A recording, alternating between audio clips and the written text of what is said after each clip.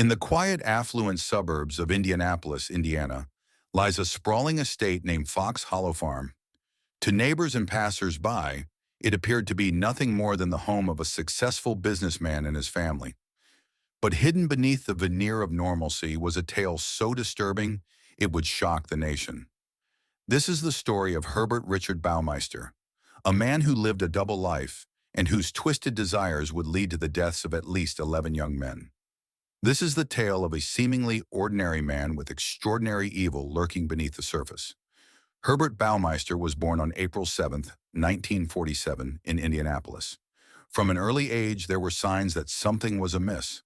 As a child, he exhibited strange behavior, including an obsession with death and decay. These troubling signs were often dismissed as youthful eccentricity. As he grew older, Herbert seemed to straighten out. He married, had 3 children, and founded a successful thrift store chain, Save-A-Lot.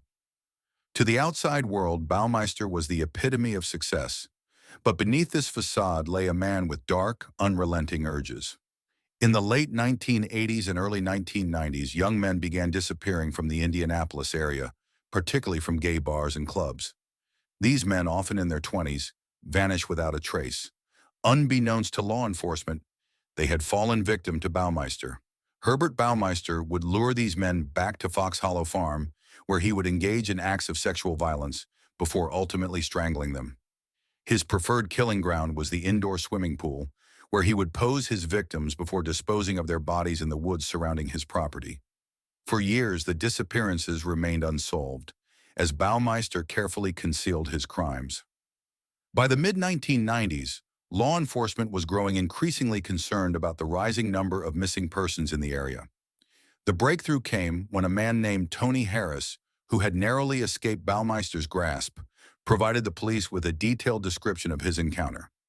Harris's information led investigators to Baumeister, but there was insufficient evidence to arrest him at first. It wasn't until Baumeister's wife, Julie, noticed suspicious behavior and evidence of her own that she cooperated with the police, allowing them to search Fox Hollow Farm in her husband's absence. In June 1996, police conducted a thorough search of the Fox Hollow Farm property. What they uncovered shocked even the most seasoned investigators. Scattered across the wooded grounds were the remains of at least 11 young men, reduced to nothing more than bones after years of exposure to the elements. The discovery confirmed the worst fears, that a serial killer had been operating in plain sight for nearly a decade. As the investigation continued, it became clear that Baumeister was likely responsible for many more murders, with some estimating his total victim count to be in the dozens. With the discovery of the bodies, Herbert Baumeister fled to Canada, eluding capture. His life ended in a remote Ontario motel, where he took his own life with a single gunshot to the head. In his suicide note, Baumeister never admitted to the murders, instead blaming his financial troubles for his decision to end his life. With his death, many questions about his motives and the true extent of his crimes were buried with him. Herbert Baumeister's crimes left a permanent scar on the families of his victims and the Indianapolis community. Fox Hollow Farm has since gained a reputation as one of the most haunted locations in America, with numerous reports of paranormal activity. The legacy of Herbert Baumeister is one of horror and unanswered questions, a reminder of the monsters that can hide behind the most unassuming facades.